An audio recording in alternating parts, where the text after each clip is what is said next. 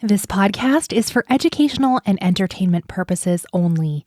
Nothing stated on it, either by its hosts or any guests, is to be construed as psychological, medical, or legal advice.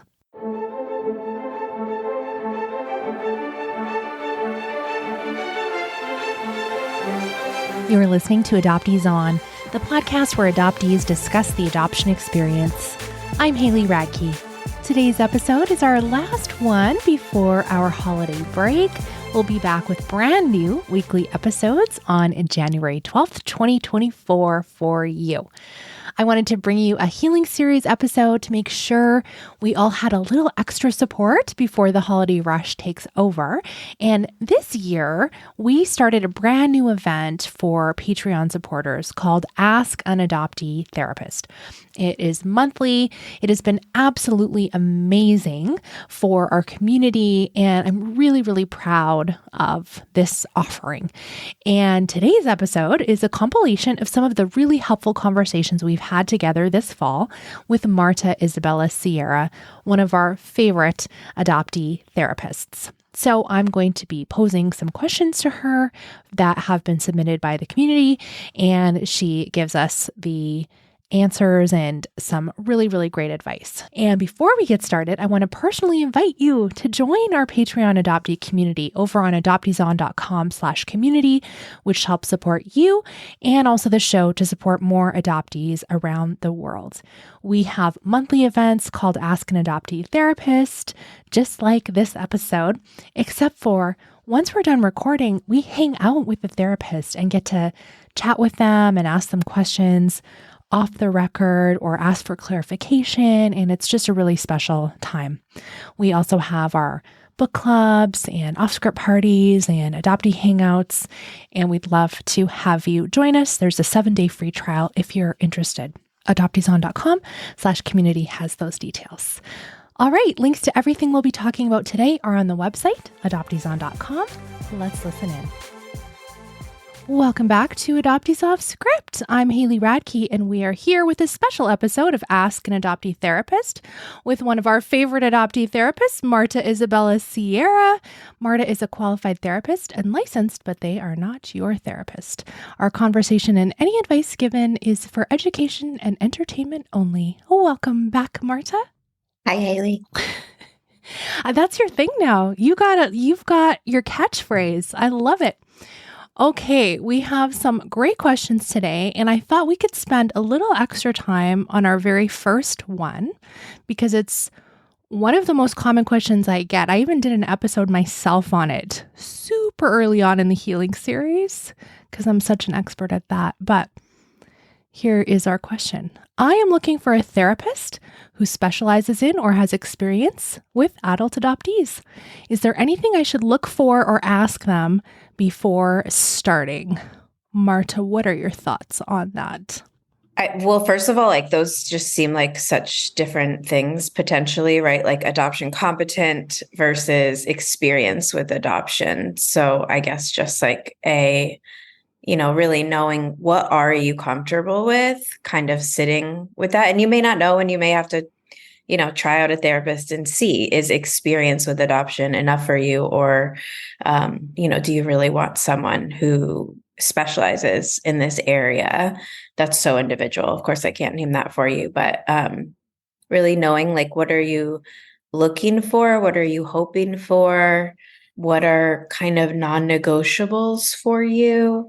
It's such an intimate relationship. So, whatever you need, whether that's like a therapist who's also a mom, a therapist who's a person of color, a therapist who identifies as queer, all of those might be factors in addition to the adoption piece. And so just always want to be encouraging people to, kind of sift through what you might need and to just honor what you need.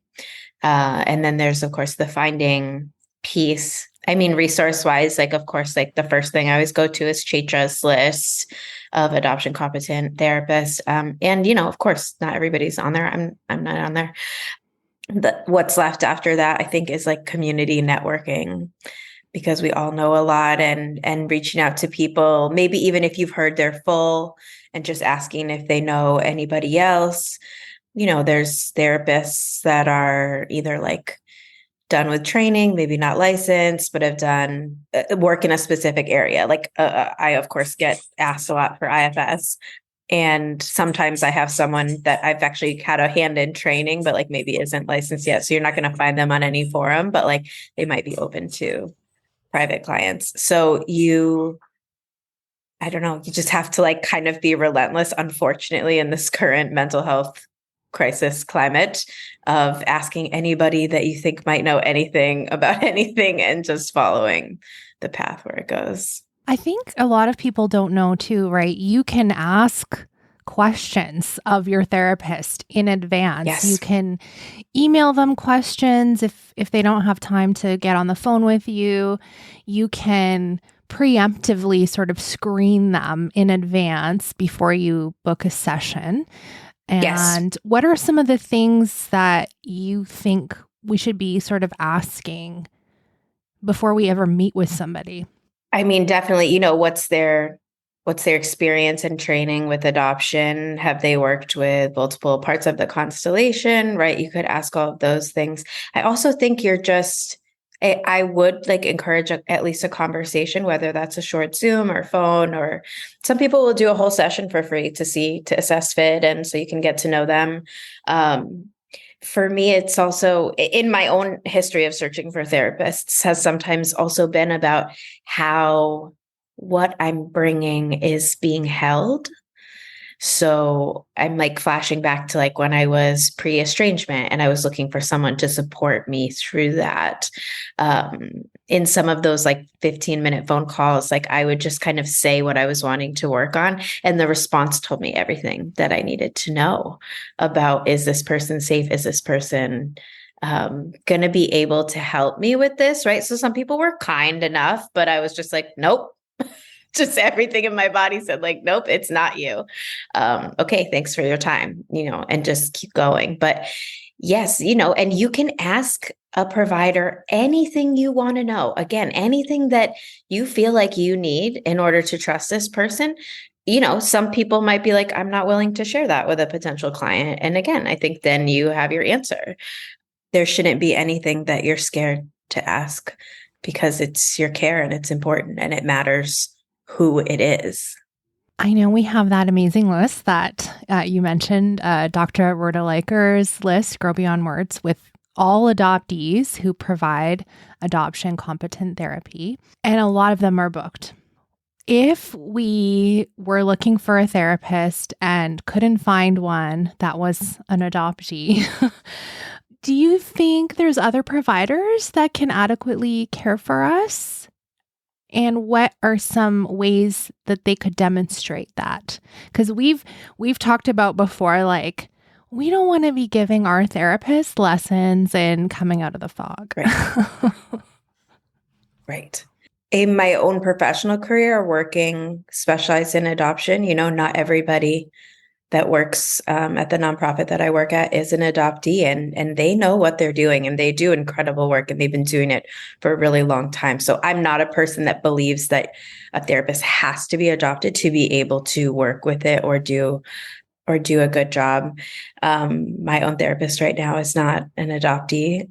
She's Latina. She does EMDR. She's super trauma competent. And what she does get that I think got my buy-in in the beginning was she understands intergenerational trauma and she understands racial trauma. These are things for me that are non-negotiable.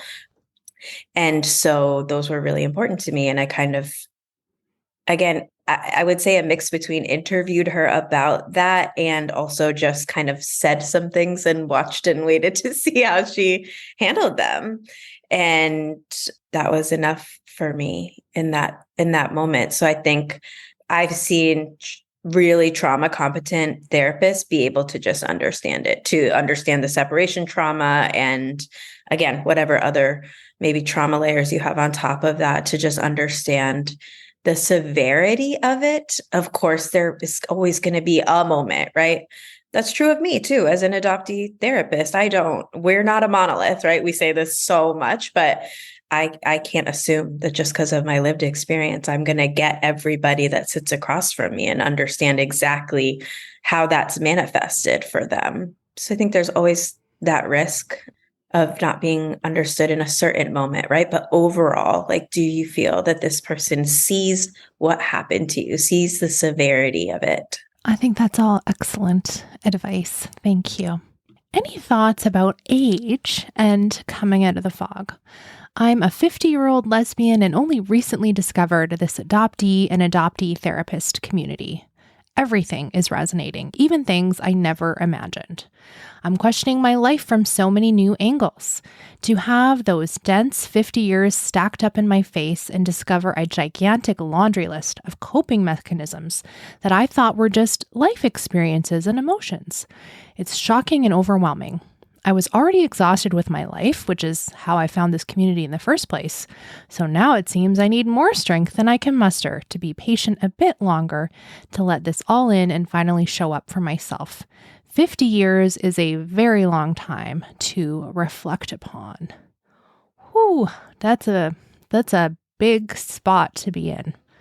And I think just the question writer, I think relatable to a lot of folks in our community. Yeah, it's so interesting. I do think that it is such a widespread experience of whenever you come out of the fog to feel like it's too late. I hear this will be laughable probably to most people in this Zoom room, but, I've had 18-year-old adoptees say that to me. Like, how come I'm so late to this? What am I going to do? Like, I didn't figure this out soon enough, and I have to not laugh and just say like, yeah, it's hard. Like we figure it out when we figure it out up through clients, in their 70s that are newly coming to this. There is no timeline on when we come out, but I think it is a very common experience to have grief about the whenever the when is, and that feeling of lost time, not having the map. And what came up for me when I read this question too is I feel like I talk about this episode all the time. Someday I need to look up which one it is, Haley. But one of this episode that made such a big impact on me, that was one of the late discovery adoptees, and he was in his 50s and talked about the Lincoln logs. I use this with clients all the time. He was, to my memory, he found out that he was an adoptee when he was cleaning out his adoptive parents' house. They had both passed, and he found his paperwork in the basement. And he talked about feeling like his whole life was constructed out of these Lincoln logs. And that in that moment, when he found his paperwork, the whole structure collapsed. And that he spent about 3 years sitting, I get emotional every time I tell this story, sitting in the middle of all the logs, just sitting on the floor, right? And picking them up one by one and really looking at it. Is this mine? Is this really me? Was this something else? Is this meant for me?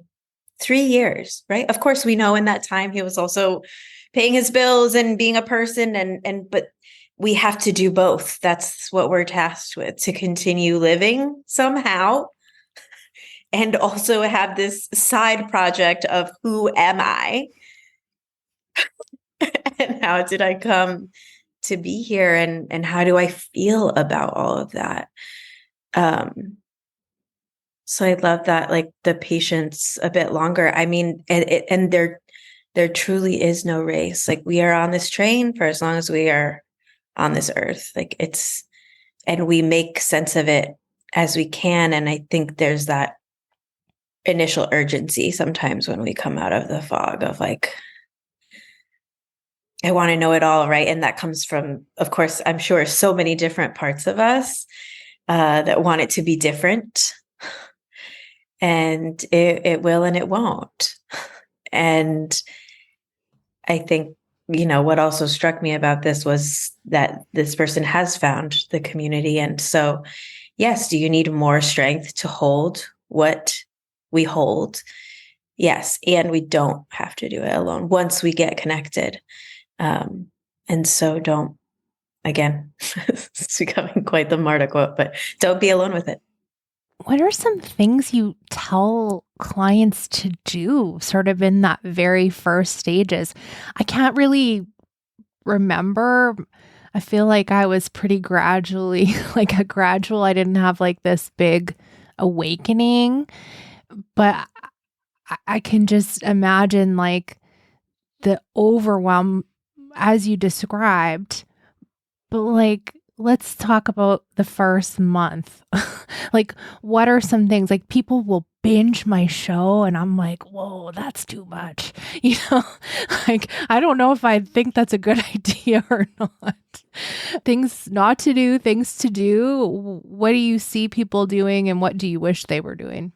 It's funny, right? I think like uh, we go in one of two directions. So that's one. So actually, I would say more often than not. And again, like I'm seeing this like subset of our community that is wanting to lean in, right? And so I'm often playing the role of the breaks more often than not of please don't binge that. How about this week we don't watch a film about adoption trauma and take the week off and let it start to filter down.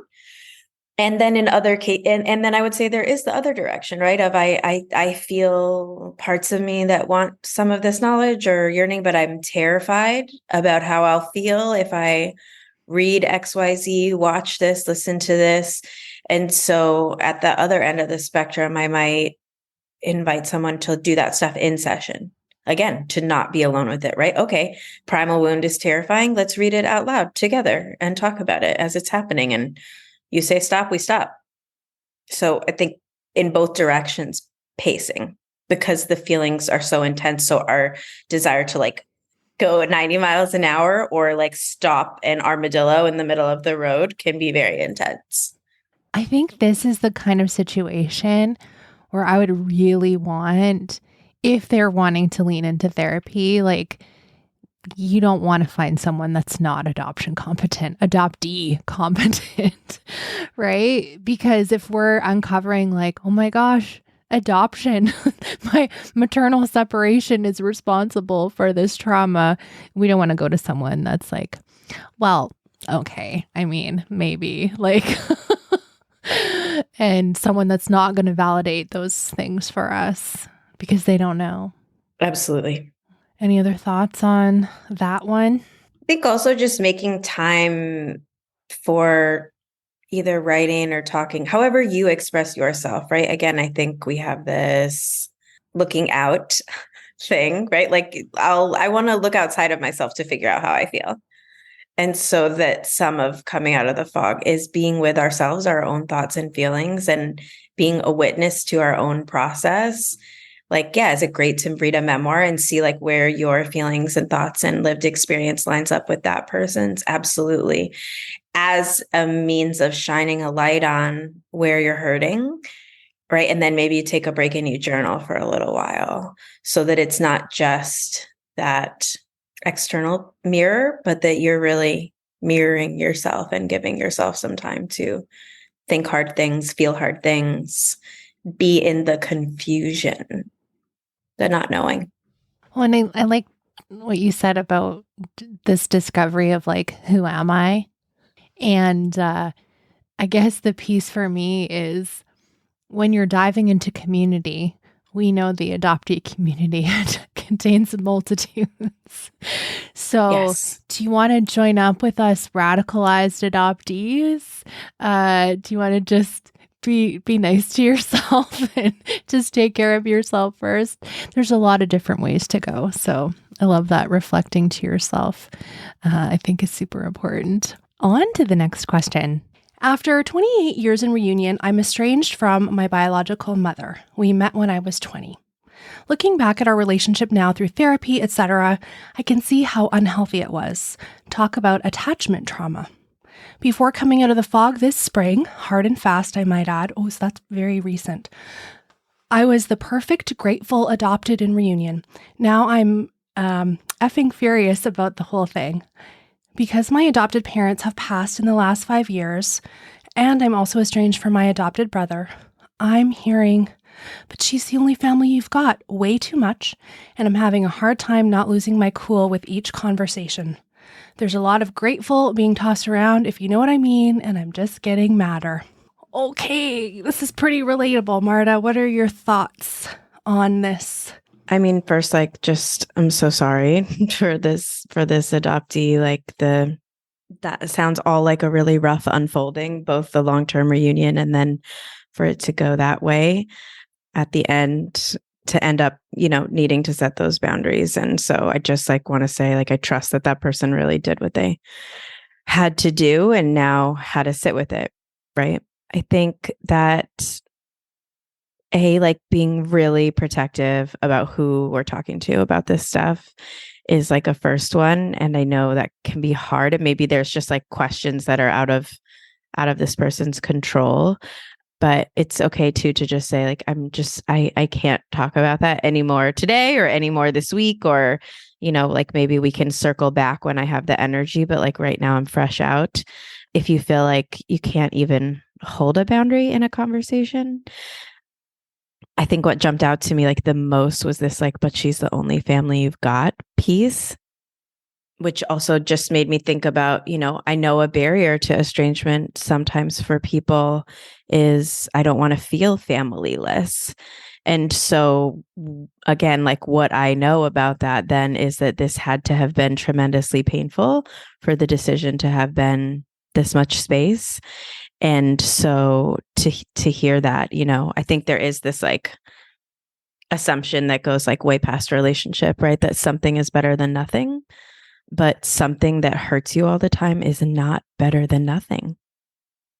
It's just not. And loneliness is painful, but again, I think there's this black and white view of like relationship equals connectedness and solitude equals loneliness, but you can be incredibly lonely in an unhealthy dynamic, and that can be more piercing. Like, and the loneliness that you might experience in solitude, while painful, can sometimes also be extremely peaceful.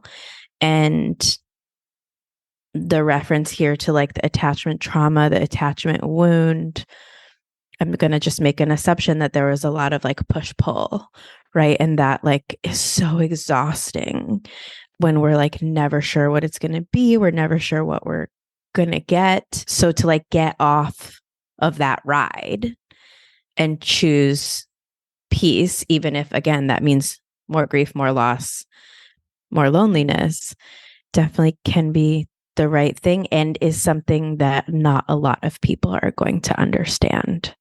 It's kind of hard to avoid the topic. So I liked what you said at first about some responses you can give. Do you have some language that you can say to someone that, like maybe a friend that kind of is constantly on the topic, to just be like, this is a no-go zone for me if we're going to continue to be in relationship?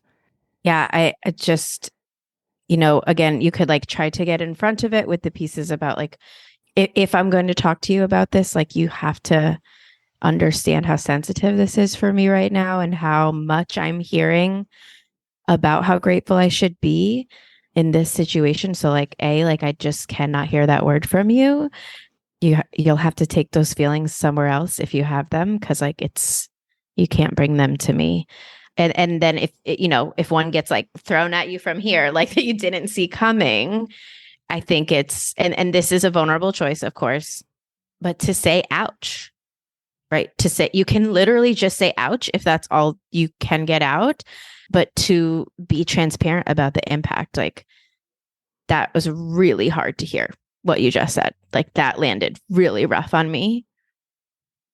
And I'm feeling like more unseen and like, I don't, and then you can maybe set the boundary right there. Like, maybe we can come back to this later, maybe not, but that wasn't it for me. That was not what I needed.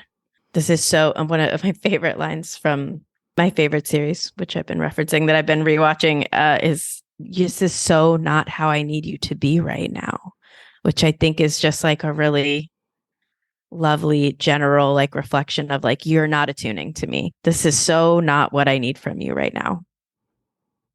You're not seeing me. And so like, until you can like approach this theme or this topic with me from curiosity, I'm not going to be able to engage with you about it. Can you make a comment on this feeling that this person has about being furious, getting madder? Because I don't want to shame someone for being an angry adoptee. Like, we all have stages we go through. So I want to hear your thoughts on that. I mean, I love rage, but I mean, there's just so much of it. I think even in the healthiest of reunion, there's so much rage that comes up about even the original like situation, relinquishment, separation. Sometimes there's multiple separations in there in the first year or 2 years. And never mind, on top of that, to kind of maybe not have been aware of how I'm hearing that like this person was maybe disconnected from their anger. And so it wasn't just like reunion anger and like primal wound anger, but like all mixed in together, plus whatever anger about like whatever was going on in the relational dynamic during the reunion. It sounds like, as happens right when we come out of the fog, like one tile gets pulled and then like the whole thing comes crashing in. So yeah, of course it's big, right? Because it's rage over time. It's not like rage about today. It's like really has such depth of like how long this anger has been there and been untouched and unseen and unvalidated. Okay, thank you. All right, our next question is, I hold a lot of anger inside for obvious reasons related to trauma as an adoptee and double trauma of being a transracial adoptee adopted by a white family. The white family has no idea about white privilege. How can I release this anger in a healing way so the anger doesn't eat away at me? My health is affected by this trauma. I'm just going to be a broken record around this. I feel like this is one of my new catchphrases. Don't go through it alone. Don't go through it alone.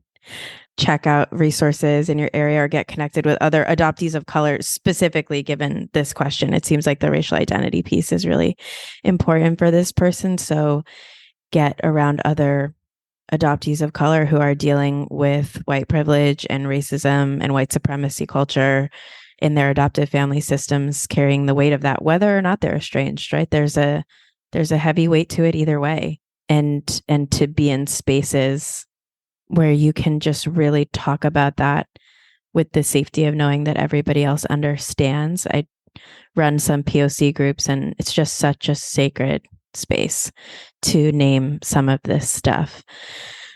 Can I interject a little question here? Yes. What do you see happens to adoptees of color when they take on the job of, I'm going to teach my family that they're racist? That last line, my health is affected. Not only by the trauma, but also by the explaining, right? And by the desperation. I think unless you have willing listeners, like curious adoptive parents that do want to learn, but if you're trying to make somebody care about something that they don't already care about, every time you knock on that door and it doesn't get answered, you're deepening the wound and it's getting like more and more infected, because you're feeling unseen, right? Which is like so central for us. And so you're really not saying like, can we talk about racism? You're saying, do you see me? Do I matter to you? Does my experience in this world and the way that it's different from your experience in this world matter to you? So that's an incredibly painful question to ask over and over and get a no. And the how to release it in a healthy way. Again, like also connecting to people of color who aren't adoptees necessarily, who are, again, are also holding this wound of racialized trauma. I'm reading, one of the books I'm reading right now is My Grandmother's Hands. It's an incredible book around racialized trauma and healing from it. It's full of exercises that literally help you. It's the answer to this question, right? Like move the trauma out of your body because it's physical.